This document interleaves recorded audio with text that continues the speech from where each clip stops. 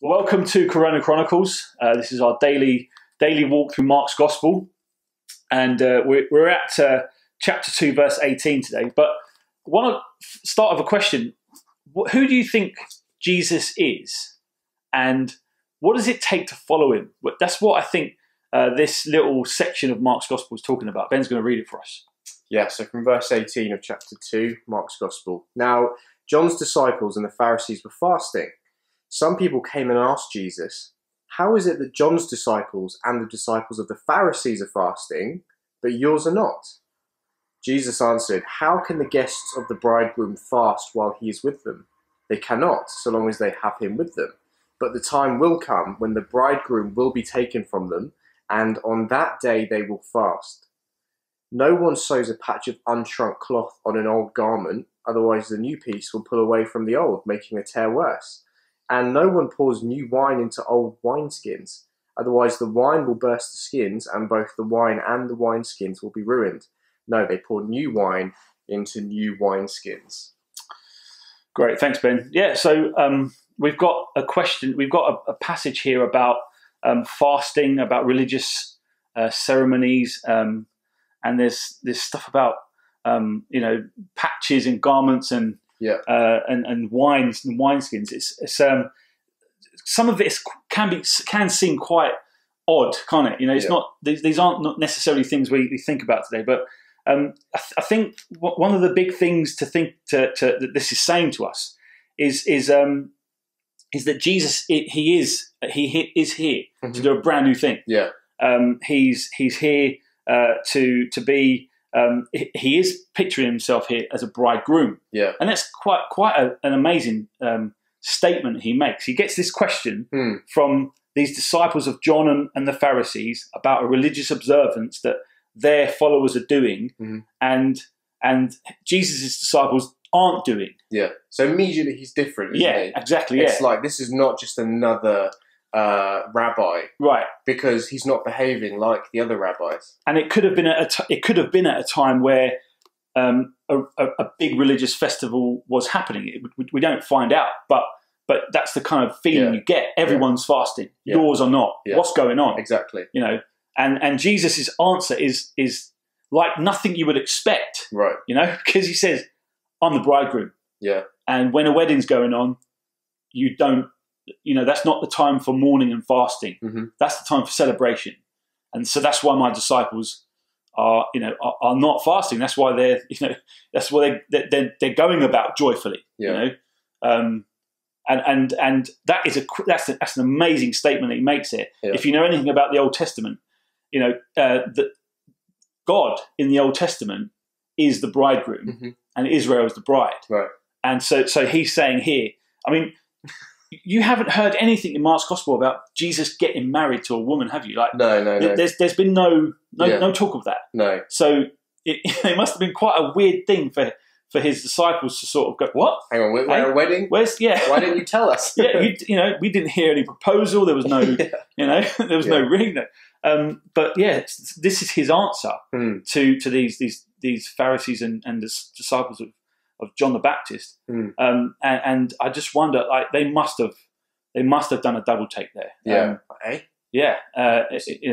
And so he even goes on to say, look, while the bridegroom is with them, they can't fast, they won't fast, but a time will come when the bridegroom will be taken away from them. On that day they will fast. So he's even sort of picturing that what's going to happen. Even back in chapter 2, he's always sort of given that hint. And this, for people who say Jesus is just a good teacher, this is a good passage to go to. Brilliant. Because you say to them, actually he wasn't, because he wasn't doing what the good teachers should have been doing, which is why he can't just have been good. Well, no, exactly. Yeah. And he's not, you can't just chuck him in with a bunch of other good teachers. Because he behaved nothing like those teachers. And actually he said, "I'm the bridegroom," which, as you say, is I'm not just here as another teacher. I'm here as God himself. Yeah, that's right. And then he goes on to sort of talk about these patches and wineskins and stuff. And I was thinking, this sounds like a couple of big things you'd have at a wedding, wouldn't you? You would have dresses and drink. you've got this sort of picture about a patch. You don't sew an unshrunk patch on an old garment because it'll rip. I've got these camo shorts that I've had for years at home. And when was the last time you washed them? Very recently, but they do you know? I don't know if you've got a pair of shorts that you just feel at home in. Yeah. And you know they've been washed 1,000 times. They're your mates, your best buds. Yeah.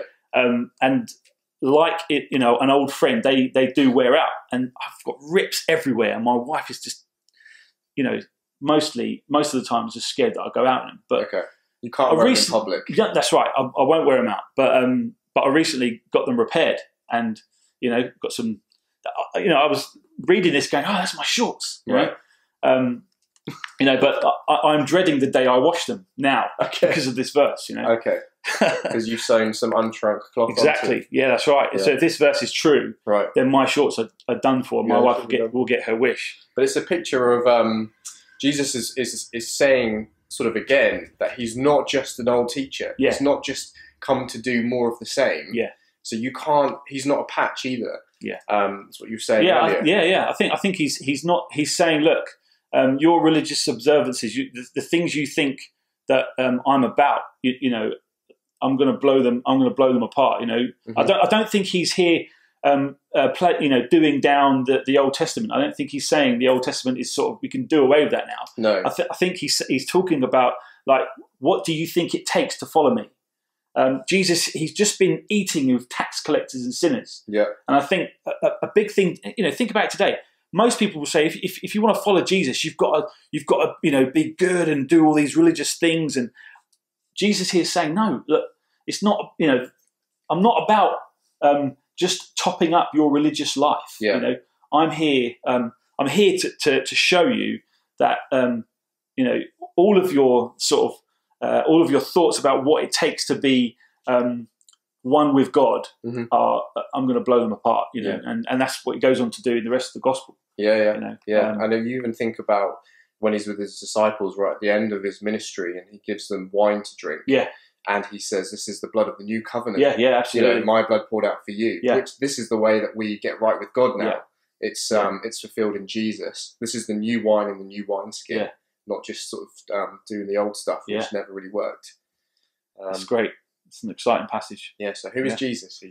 He's God, and God, you know, he's Messiah. He's come to rescue, and you know, and it doesn't, you know, if you think you have to be very religious or keep lots of rules to follow Jesus, you know, keep thinking about Mark's gospel, and you'll see a completely different thing. Yeah.